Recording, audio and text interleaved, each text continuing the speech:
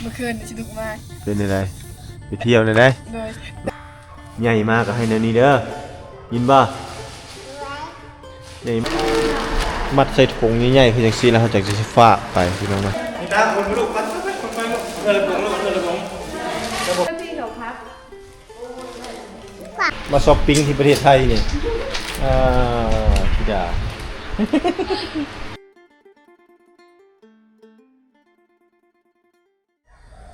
กราบทักทายสบายดีบรรยากาศยามเช้าตอนนี้ปตุกยังอยู่ที่บ้านหลวงตาจิ๋วอยู่ที่หมู่บ้านเซาะตาเกือม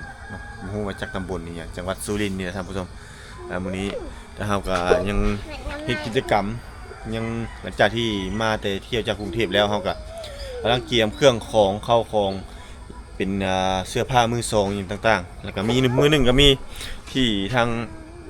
คนหูจักฮักเพลงของน้องสาวหลวงตาจิ๋วแล้วก็ทางหลวงตาจิ๋วพร้อมได้เก็บถอนโฮมตัวนี้กำลังจัดกันอยู่เพื่อจะเอาไปแจกทางพี่น้องฝั่งลาวเฮาพุ่นพี่น้องเนาะบรรยากาศยามเช้าพาท่านผู้ชมเลาะบรรยากาศกำลังล้างถ้วยเนาะล้างผู้เดียวเลยบ่นี่ต้องล้างถ้วยผู้เดียวเลยเอื้อยไปไสซะไปสองคนบ่ฮู้โอ้เจ้าเลยได้ล้างผู้เดียว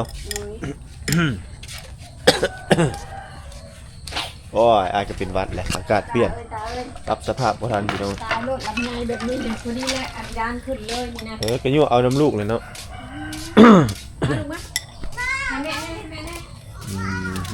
นี่มาปัดเอื้อยกินได้ไหมนี่ไหมนี่มาให้เอื้อยกินได้ไหมโอ้ไอ้มี่แหละจะได้เจ้าชีวิตสบายเลยถ้วยนี่ก็คือถ้าเฮากินมื้อวานนี่แหละนี่ก็ได้ตื่นสมาก็สบายเนาะน้ำกันเนาะเปิดตืดมาเลยเนาะแก้วตาโยกสบาย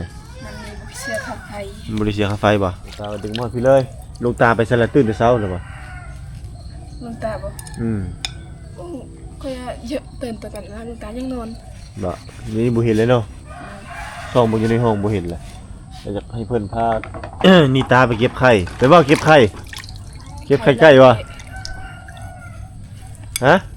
ไปบอกเก็บไข่ไก่ใส่เกิบก่อนไปใส่เกิบไปใครจะเก็บไข่ไก่ไปเร็วใส่เกิบเด้อเก็บปล่อยเลยค่ะเป็ดเก็บไข่ไก่นะ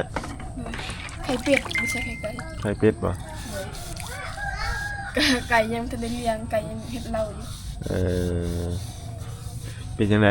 มาอยู่บ้านหลวงตาจิ๋วสนุกเมื่อคืนสนุกมากเป็นยังไงไปเที่ยวได้เลยแต่ตอนนั้นเขาวันพี่ชิงเขาสนุกกันแต่วันตอนนั้นขี่อีกอย่างย่านเนี่ยย่านป่ะจนชันไปเบิดตอนขี่รถตอนไปขี่เฮือนนะเนาะขี่รถคักอยู่ป่ะรถม้วนแห้งม้วนป่ะเจ้าครับเป็นเนาะเจ้าเนาะครั้งแรกมั้งคือรถครั้งแรกโอ้ครั้งแรกเลยเนาะพี่น้องเนาะคล่องแคล่วดีสำหรับแก้วตาวาสนานี่บ่คล่องบ่ได้วาสนานี่หมุนพวงมาลัยบ่อยากคักบ่ได้ อยากแข็งเนาะพวงมาลัยอยากแข็งหมุนบ่อยากบ่ถนัดได้เมิดได้แต่บ่ขี่แล้วเขาก็ขี่ว่ากระสนขี่เนาะมันต่ำมาแล้วคันจับบ่ดีตกรถเด้เนาะเพราะว่ามันไวมันต่ำมันกระแทกแฮงดีแล้วขอย่านให้จะตกรถกับพอแฮงเห็นได้แต่เมื่อคืนนี่จังนั้นไฟนั่นจังตัวน็อตนั้นมันจะตกออกเลยเมื่อคืนที่ทั้งเทิงนะไฟอะบอกกระแสไฟบ่กระแสไฟบ่เจ้าไอ้ขับรถนั่นเมื่อคืนนี่เห็นบ่ตอนลักษณะบ่เฮ็ดลักษณะเฮ็ดตกข่อยบ่จอดอีหยังหั่นน่ะดูนั่นอันนั้นนะไปได้บ่อันนั้นมันคือกระแสไฟเนี่ยมันถึกกับเหล็กอยู่ทั้งเทิงนั่นมันเฮ็ดให้มันดูดแล้วเฮ็ดให้รถไปได้ถ้าบ่มีตัวนั้นก็รถก็บ่ไปเพราะว่ามันได้ใช้กระแสไฟแบบนั้นเว้นมันถ้าเจ้าบ่เห็นดอกเนาะมันดังตะเดี๋ยวตลอดม่วนเนาะโดยเก็บเกี่ยวประสบการณ์นั่นแหละพาไปเที่ยวเมื่อคืนขี่ครั้งแรกเลาะสนุกมากเลาะงานช้างพาสามสาวเลาะงานช้างม่วนเด้อเพิ่นว่าเข้าบ้านพี่สิงก็ฮ้องกึกกี้กากโอ้ข่อยบ้านเข้าบ้านพี่สิงข่อยบ่ได้ย่านเนาะธิดาจะสิลบเลยธิดาย่านบ่ออกจากนั้นย่างบ่ได้เลย แต่คอยเห็นผีแบบ พี่ ผีตุ้นๆนะคอย เออ ดึง บ่เป็นตาย่านปานใดเนาะ โดย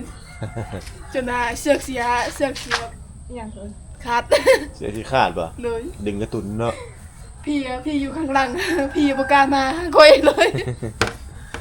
เขามาหาพวกที่ยาน เออโอเค เจ้าตาสู้ๆล้างถ้วยเสื้อจักใส่เอื้อยนี่ยังบ่เห็นคือสิแม่นไปเฮ็ดเวียกบ่ดื้อนะโอ้นิต้ากวดอันนั้นบ่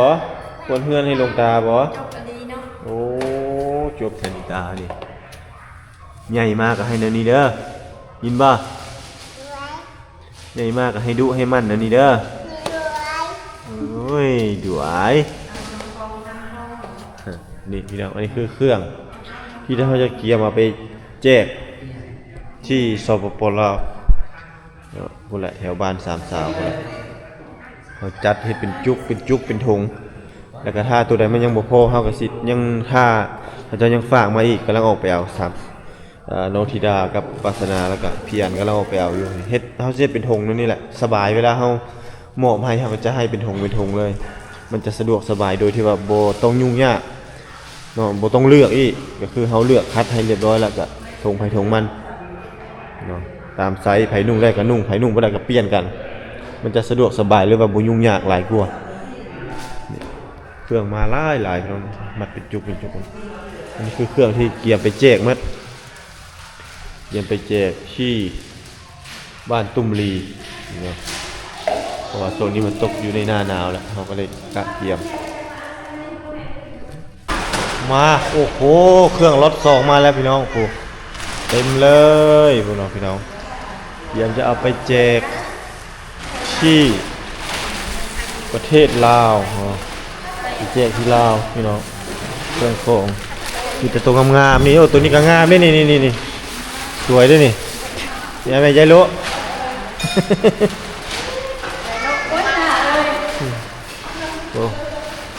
โอ้ในบ้านปอตัวเป็นทรงข้าวหรือวะนี่ทรง3ทรง5ทรง7นี่แล้วก็ทรง9 11 ITV โอ้เป็นนักข่าวทันทีเลยเนาะผู้ส่งพระครูบาลิยัตรัตนากรรัตนาการ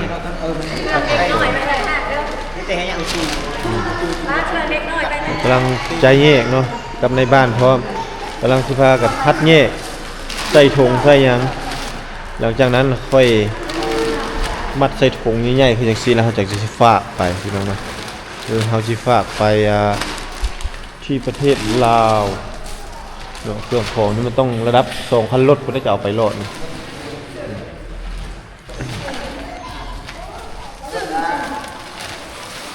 กีตาร์ได้ยังได้ยังอันนี้โอ้ได้ฮะได้ใส่อีหยังนี่ใส่เงินบ่พวกออมสินบ่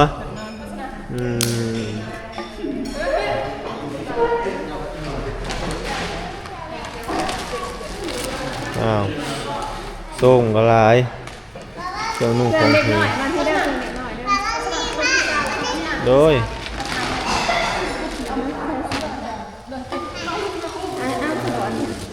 จัดแยกดีๆจัดแยกดีๆจัดแยกดีๆคัดแยกดีๆ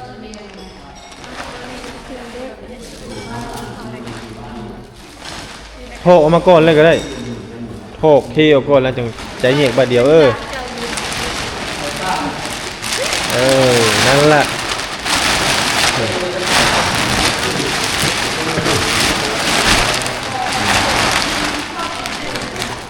สาวกำลังจัดเครื่องโอ้งามเลยเนี่ยแม่ฮะ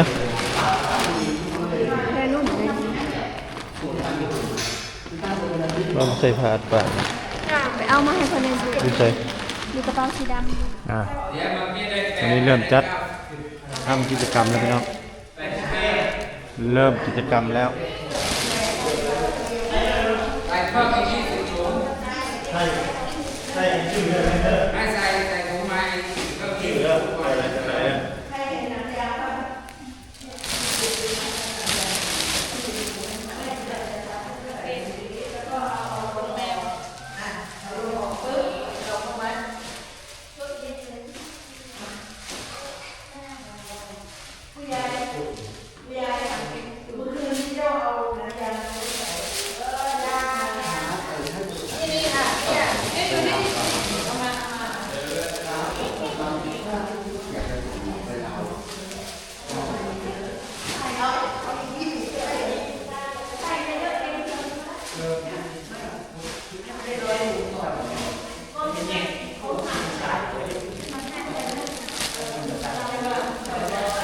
นี่ตาคนลูกไปคนไปลูกเธอละผงลูกเธอละผงเธอบอกเฮ้ลูกตาเธอผงเด้อมียาดีเลยลูกไป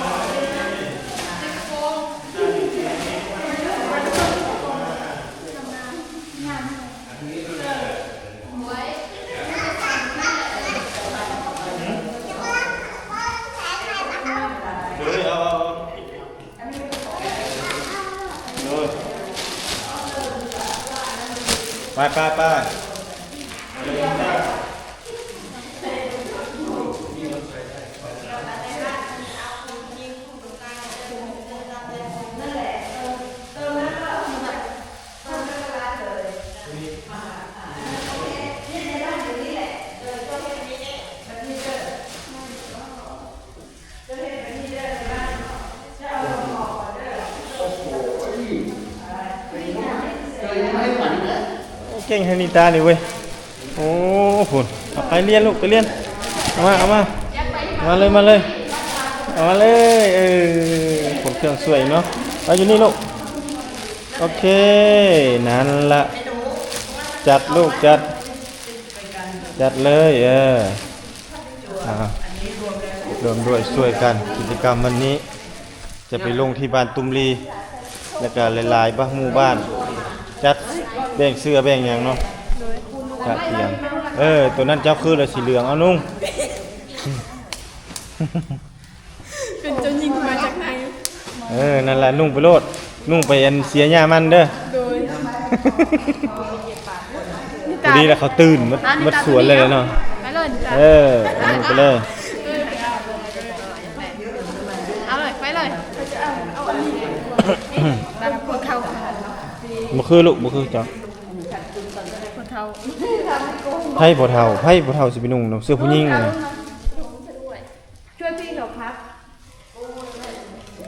เนี่ยถูกไอ้ตุ๊กใส่นี่ ใช่คือไปจัดเลยจัดช่วยกัน ใส่อยู่ตรงนั้น อ้าวปอตุ๊ตอนมาทงเดียวตอนเมื่อนี่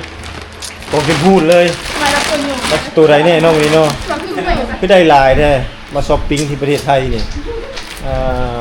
พี่ดาเยอะๆเลยผู้พี่น้องเลยแล้วเครื่องเก่าเครื่องใหม่ครบ คิด เซ็ ว่า ต เชฟ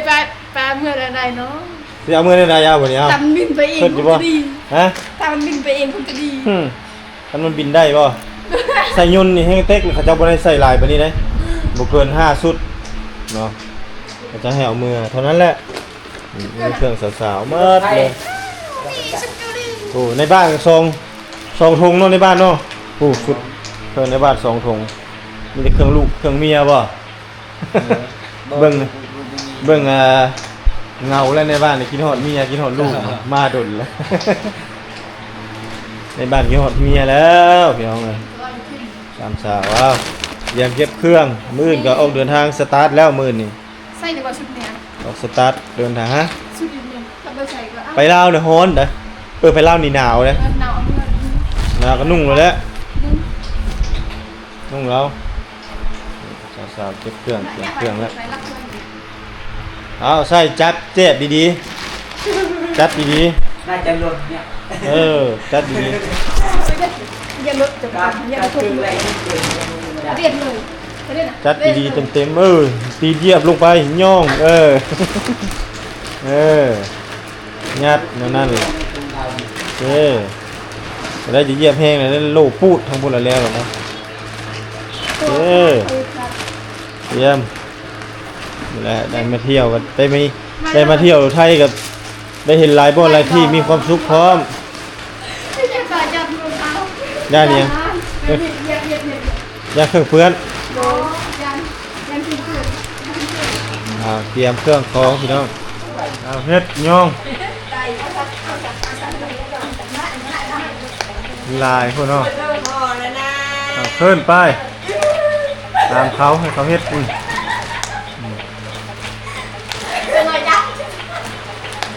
โอเคได้เต็มแล้วมันบุยบอลลงนะ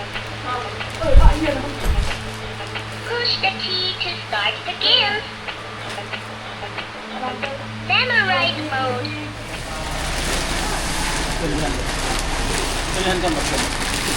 จะไปถามผู้กองส่งได้เปล่าเดี๋ยวเขาไปเขียนให้ลูกด้วยอะไร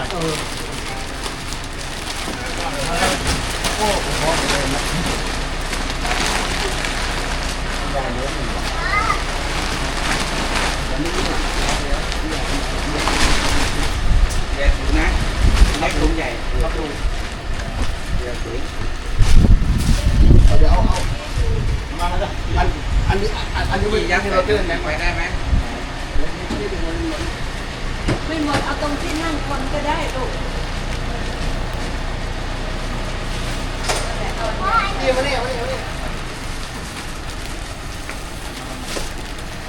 ใหญ่ได้อยู่มาก่อนอันนี้ของร้านครับนะ ไม่ป่ะ ไปแล้วผมไม่ไหวลูก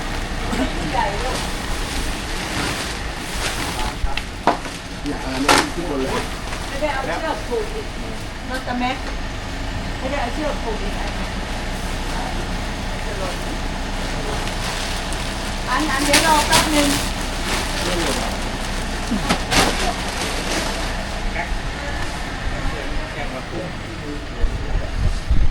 โอเคอันนี้ก็จะเอาเครื่องไปฝากส่งไปที่สวรรณเขตเนาะแต่ทางยังไม่ทันได้ไป นั่นแหละจะเอาขึ้นมาเล เต็ ย มหลังกระบะเลย ยังกี้ลงมาอันนี้จะเอาเดินเล่นเยอะปะ